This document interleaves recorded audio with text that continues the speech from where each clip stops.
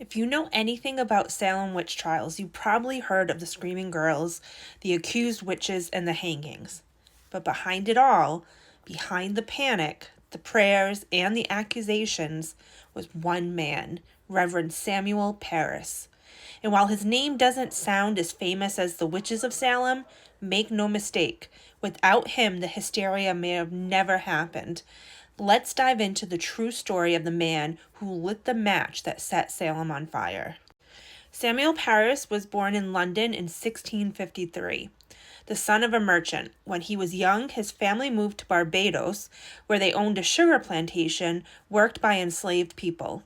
After his father died, Samuel inherited part of that estate, but instead of staying in the Caribbean, he left for Harvard College, hoping to become a minister. He never finished. He tried his hand at being a merchant in Boston, but he wasn't good at business either. Eventually, in 1688, he took a position as pastor at the Salem Village church, and that's where things started to go wrong.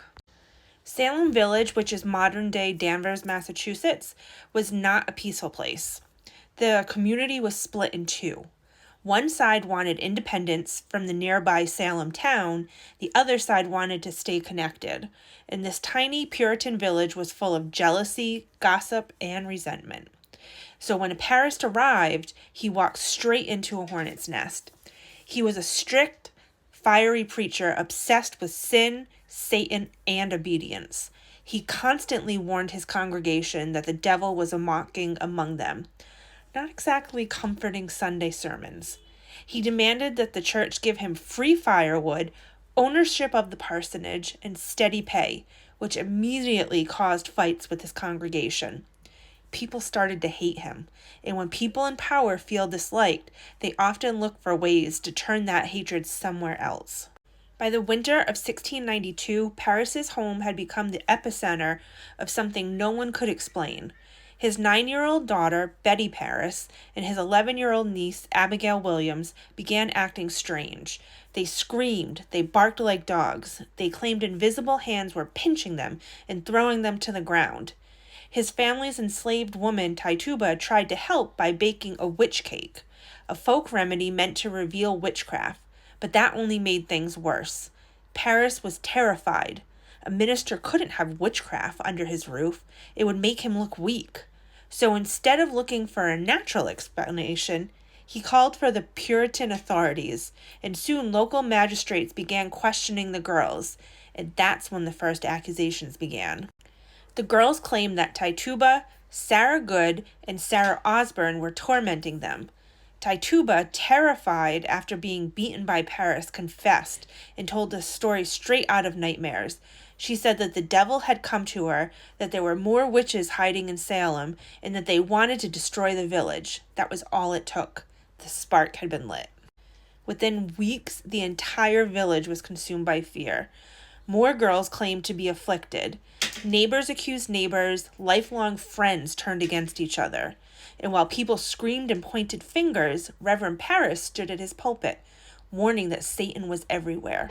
He became the loudest voice promoting the witch trials. He attended the examinations, took notes, and even encouraged his congregation to trust the afflicted girls. He wasn't the judge or the executioner, but he was the man who gave the trials the moral justification. When people doubted, he reminded them this wasn't just gossip, this was a battle between God and the devil. Over the next several months, 19 people were hanged, and one man, Giles Corey, was pressed to death with stones. Among those executed were members of Parris's own church, including Rebecca Nurse, one of the kindest and most respected women in the Salem Village. Parris never apologized. Of course he wouldn't. Even when the trials started falling apart, even when respected ministers like Increase Mather spoke out against spectral evidence, Parris stood firm. He insisted that the devil was real and the witches were his servants. But once the execution stopped and the truth started to sink in, the community turned against him. By 1695, people were done with him. Families demanded he leave. They refused to pay his salary and accused him of moral corruption.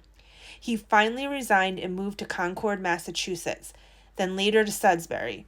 He continued preaching for a while, but his reputation was ruined. He died in 1720, forgotten and disgraced, while the names of those he helped kill became immortal.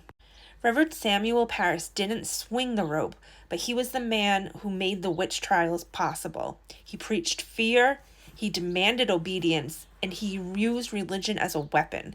And the result was one of the darkest chapters in American history. Even now, historians still debate, did he truly believe in witchcraft, or did he just use it to protect his own power? Whatever the truth, one thing is clear. His obsession with control and his inability to see reason destroyed dozens of lives, including his own. And that's the story of Reverend Samuel Parris, the man who sparked the Salem Witch Trials, and maybe one of the most dangerous kinds of evil, the kind that believes in doing God's work. If you made it this far, thank you for watching. Don't forget to like, share, and follow Think Snack for more dark, real, and unbelievable stories. And now I want to hear from you. Do you think Reverend Parris truly believed in witchcraft? Or was it all about power and control?